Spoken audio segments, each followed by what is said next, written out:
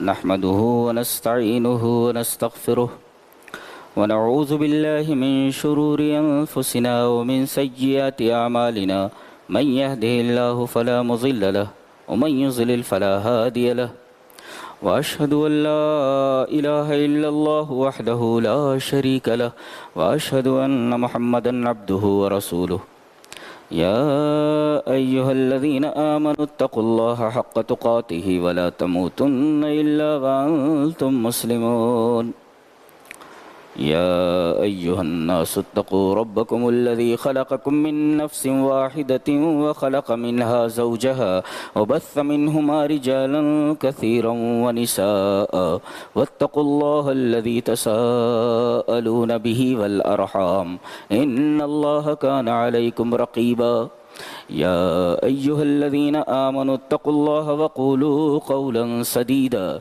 يصلح لكم أعمالكم ويغفر لكم ذنوبكم ومن يطع الله ورسوله فقد فاز فوزا عظيما أما بعد فإن خير الحديث كتاب الله وخير الهدي هدي محمد صلى الله عليه وسلم وشر الأمور محدثاتها وكل محدثة بدعة وكل بدعة ضلالة الضلالة في النار أعوذ بالله من الشيطان الرجيم بسم الله الرحمن الرحيم كل نفس ذائقة الموت ثم إلينا ترجعون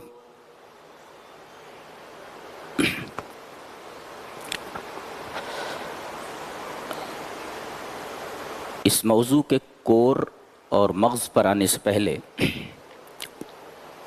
چند بنیادی باتیں ذہن نشین کریں۔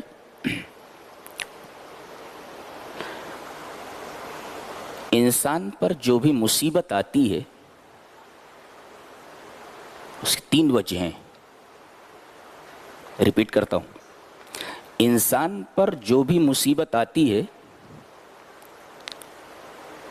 اس کے تین ریزنز ہوتے ہیں، تین وجہیں ہوتی۔ پہلی وجہ وما اصابکم من مصیبت فبما کسبت ایدیکم، یہ جو تمہارے اوپر مصیبت آئی ہے یہ تمہارے ہاتھوں کی کمائی ہے، تم نے کرتوت ہی ایسے کیے ہیں کہ یہ مصیبت تمہارے اوپر آتی، یہ تمہارے کسی گناہ کی سزا ہے۔ تو ایک مصیبت تو آتی ہے جو کسی گناہ کی سزا ہوتی ہے۔ یہ آیت سورہ شورى کی ہے۔ سورہ تغابن میں اللہ نے فرمایا ما اصاب من مصیبت الا باذن اللہ، جو مصیبت تمہارے اوپر آتی ہے وہ اللہ کے حکم سے آتی ہے۔ کیا مطلب؟ اللہ کے حکم سے آتی ہے، مطلب یہ ہے کہ اللہ کے حکم سے یہ جو مصیبت آئی ہے اس کا مقصد یہ ہے کہ تمہارے کسی گناہ کا کفارہ ہو جائے۔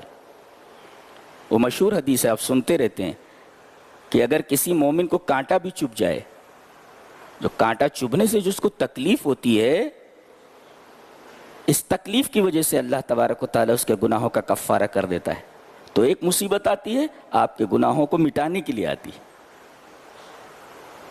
یہ مصیبت بہت بڑی رحمت ہوتی ہے۔ اور تیسری وجہ اور تیسرا ریزن بہت ہی عجیب ہے، غور سے سنو۔ اللہ تبارک و تعالی نے کسی بندے کے لیے کوئی اعلیٰ مرتبہ مقرر کیا ہوتا ہے۔ کیا مطلب؟ اللہ اپنے بندے کو کوئی اعلیٰ مقام دینا چاہتا ہے، اور اسے معلوم ہے کہ بندہ اپنے کسی عمل کی وجہ سے اس مقام تک نہیں پہنچ سکتا، تو اللہ اسے کسی بیماری میں مبتلا کر دیتا ہے، اسے کسی مصیبت میں مبتلا کر دیتا ہے۔ عمل کی وجہ سے اس اعلیٰ مقام تک نہیں پہنچ سکتا، تو اللہ اسے کسی بیماری میں اور کسی مصیبت میں مبتلا کر دیتا ہے۔ اس مصیبت کی وجہ سے بندہ اس اعلیٰ مقام کو حاصل کر لیتا ہے، اس اعلیٰ مقام تک پہنچ سکتا ہے۔ اللہ، اس کا مطلب کوئی بیماری آئے، کوئی مصیبت آئے تو ہو سکتا ہے یہ مصیبت اللہ ہمیں اس وجہ سے دے رہا ہے، اس مصیبت میں اس وجہ سے مبتلا کر رہا ہے تاکہ اس اعلیٰ مقام کو ہم حاصل کر لیں جو ہم اپنے عمل کی وجہ سے حاصل نہیں کر سکتے۔ بہت گہری بات ہے، شاید آپ نے کبھی سنا ہو۔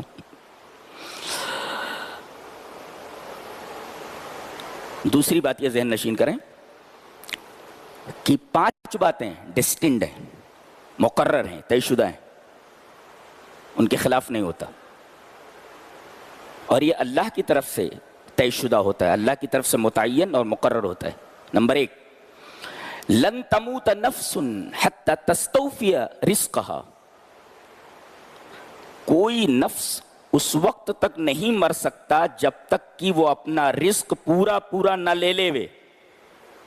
اللہ نے جتنا کھانا کسی انسان کے حق میں مقرر کر دیا ہے، طے کر دیا ہے، اس کھانے کا آخری دانہ جب تک کہ اس کے حلقوم کے نیچے نہیں اتر جاتا تب تک اسے موت نہیں آتی۔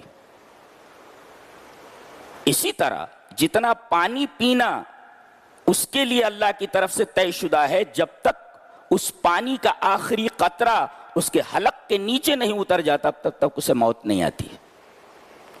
تو لن تموت نفس حتی تستوفی رزقها، کسی نفس کو موت نہیں آتی جب تک کہ وہ اپنا رزق دنیا میں پورا نہ حاصل کر لے، پورا نہ برت لے۔ ایک دوسری، موت کا وقت مقرر ہے، متعین، اللہ کی طرف سے طے شدہ ہے۔ اللہ نے فرمایا اذا جاء اجلهم لا يستاخرون ساعة ولا يستقدمون، فرمایا گیا ان اجل اللہ اذا جاء لا يؤخر، موت آ گئی تو نہ 1 سیکنڈ پہلے آ سکتی ہے، نہ 1 سیکنڈ بعد میں آ سکتی ہے۔ جو وقت طے شدہ ہے موت اس وقت آ جائے گی، نہ 1 سیکنڈ پہلے نہ 1 سیکنڈ بعد میں۔ 2 باتیں ہو گئی۔ تیسری، کہاں مرے گا وہ، یہ بھی طے شدہ ہے۔ اللہ نے فرمایا وما تدری نفس بأی ارض تموت، انسان کو معلوم نہیں، ہمیں معلوم ہے۔ اللہ فرماتا ہے کہ وہ کہاں مرے گا۔ بہت سارے لوگ زندگی بھر گاؤں میں رہتے ہیں، علاج کے لیے شہر میں آئے، یہیں مر گئے اور یہاں کے قبرستان میں دفن ہوئے۔ ان کے وہم و گمان میں بھی یہ نہیں رہا ہوگا کہ زندگی بھر تو ہم گاؤں میں رہے اور ہماری موت کسی شہر میں لکھی ہوئی ہے اور ہم وہاں جا کر کے مر جائیں گے۔ تو موت کا وقت متعین اور موت کی جگہ بھی متعین۔ چوتھے، مرنے کے بعد دفن کہاں ہوگا، یہ بھی متعین ہے۔ اللہ فرماتا ہے وَيَعْلَمُ مُسْتَقَرَّهَا وَمُسْتَوْدَاهَا، زمین میں زندگی بھر وہ کہاں رہے گا، اور جب مر جائے گا تو وہ کتنی زمین ہے اور کہاں ہے اس کو معلوم نہیں، ہمیں معلوم ہے کہ وہ کہاں دفن ہوگا۔ اور 5ویں چیز، موت کا ریزن، موت کا سبب متعین ہے، طے شدہ ہے۔ ایکسیڈنٹ سے مرے گا، طے شدہ ہے۔ ہارٹ اٹیک سے مرے گا، طے شدہ ہے۔ کورونا سے مرے گا، طے شدہ ہے۔ کسی اور بیماری سے مرے گا، طے شدہ ہے۔ یہاں ایک نقطہ حل کر لیتے ہیں۔ اگر کسی آدمی کی موت کورونا سے لکھی ہوئی ہے تو کورونا میں مبتلا ہو کر کے مر جائے گا، یہ کورونا وائرس پینڈیمک سے پکڑ لے گا، اس لیے کہ اللہ نے اس بیماری کو، اس پینڈیمک کو، اس وبا کو اس کی موت کا سبب بنا رکھا ہے، اس وجہ سے مر جائے گا۔ نقطہ یہ حل کرنا ہے کہ اگر کسی آدمی کی موت کورونا وائرس سے اللہ کی طرف سے متعین ہے تو ماسک لگانے کی کیا ضرورت ہے، سوشل ڈسٹینس بنانے کی کیا ضرورت ہے؟ ضرورت ہے۔ ترمذی کی روایت ہے، نبی کریم صلی اللہ علیہ وسلم سے پوچھا گیا کہ اللہ کے رسول، ہم بیمار ہوتے ہیں تو ڈاکٹر کے پاس جاتے ہیں، دوا ان تداوا بھی، ہم علاج کے لیے ڈاکٹر کے پاس جاتے ہیں، تو قاتن نتقیہا، اور دیگر احتیاطی تدابیر کرتے ہیں، تو حل ترد من قدر اللہ شیئا، کیا اس سے تقدیر پر اثر پڑے گا؟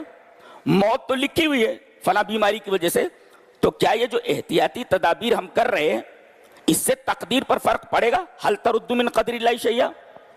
آپ نے بڑا پیارا جواب دیا، ہی من قدر اللہ، یہ بھی تقدیر میں ہے، یعنی گویا یہ ماسک لگانا، یہ تدبیر اختیار کرنا در حقیقت تقدیر ہی کا ایک حصہ ہے. لہذا آپ ماسک لگائیں گے، سوشل ڈسٹینس بنائے رکھیں گے، اگرچہ آپ کی موت کورونا سے نہیں لکھی ہے. یہ اس سوال کا جواب ہے کہ جب ہماری موت کورونا سے نہیں لکھی ہے تو ہم ماسک کیوں لگائیں، سوشل ڈسٹینس کیوں بنائیں؟ بنانا ہے آپ کو، اس لیے کہ احتیاطی تدابیر بھی ہی من قدر اللہ، یہ اللہ تبارک و تعالیٰ کی تقدیر میں سے، یعنی تدبیر بھی تقدیر میں سے ہے. یہ دو باتیں اپنے ذہن نشین کر لی. اب خطبہ مسنونہ کے بعد پڑھی گئی اس آیت کریمہ پر آتے ہیں. کل نفس ذائقۃ الموت، یہ نفس جو ہے نا، نفس اسی سے تنفس بنا ہے، تنفس سانس لینا. دنیا میں جتنے بھی جاندار ہیں جو سانس لیتے ہیں ایک دن ان کو مر جانا ہے. درخت بھی سانس لیتے ہیں، کاربن ڈائی آکسائڈ کھینچتے ہیں اور آکسیجن چھوڑتے ہیں. وہ سانس لیتے ہیں اور سانس چھوڑتے ہیں. لہذا درختوں کو بھی مر جانا ہے، مر جاتے ہیں، سوکھ جاتے ہیں. سوکھ جانا ان کا مر جانا ہے. ارے درخت تو بہت دور کی بات ہے، یہ صبح جو نکلتی ہے یہ بھی سانس لیتی ہے. اللہ نے فرمایا وَالصُّبْحِ اِذَا تَنَفَّسَ، یہ صبح، اس کی قسم، جب وہ سانس لیتی ہے، اس کا مطلب صبح بھی سانس لیتی ہے. سانس لیتی ہے تو صبح کو بھی مر جانا ہے، صبح کو مر جانا ہے، شام کو مر جانا ہے. جو بھی سانس لینے والی چیز ہے سب کو مر جانا ہے. صبح جو نکلتی ہے اسے ایک دن مر جانا ہے، اس لیے کہ وہ سانس لیتی ہے. وَالصُّبْحِ اِذَا تَنَفَّسَ، صبح کی قسم جب وہ سانس لیتی ہے. اتنی حیرت ناک بات ہے، آج سے 1400 سال پہلے کہہ دیا گیا. جانتے اس کا کیا مطلب ہے؟ یہ درخت سب سے زیادہ آکسیجن صبح کے وقت چھوڑتے ہیں. وہ صبح سانس لے رہی ہے، لہذا صبح کے وقت اٹھنا یہ صحت کے لیے زیادہ مفید ہے. وَالصُّبْحِ اِذَا تَنَفَّسَ، قسم ہے صبح کی جب وہ سانس لے. جو جتنی بھی چیزیں انرجی لیتی ہیں اور انرجی چھوڑتی ہیں سب کو مر جانا ہے، اس لیے کہ وہ نفس ہے. سانس لیتے ہیں، سانس چھوڑتے ہیں. اسٹیفن ہاکنگ ایک بہت بڑا سائنسداں گزرا ہے. یہ دوسرا آئنسٹائن ہے. آئنسٹائن ایک بہت بڑا سائنسداں گزرا ہے اور اسٹیفن ہاکنگ پورا جسم اس کا پیرالائز تھا. بہت بڑا سائنسداں ہے. یہ دوسرا آئنسٹائن ہے. آئنسٹائن کے درجے کا سائنسداں ہے، مر گیا ابھی حال ہی میں، اور ملحد ہی مرا. وہ ایتھیسٹ تھا، وہ مر گیا. اس نے بلیک ہولز کے اوپر کام کیا ہے. بلیک ہول جانتے کسے کہتے ہیں؟ خلا میں گھومتے ان دائروں کو بلیک ہولز کہا جاتا ہے جو ہر چیز کو ہڑپ کر جاتے ہیں. بجلی جاتی، بجلی گم ہو جاتی ہے، بجلی کو کھا جاتی ہے. یہاں تک کہ ٹائم، وقت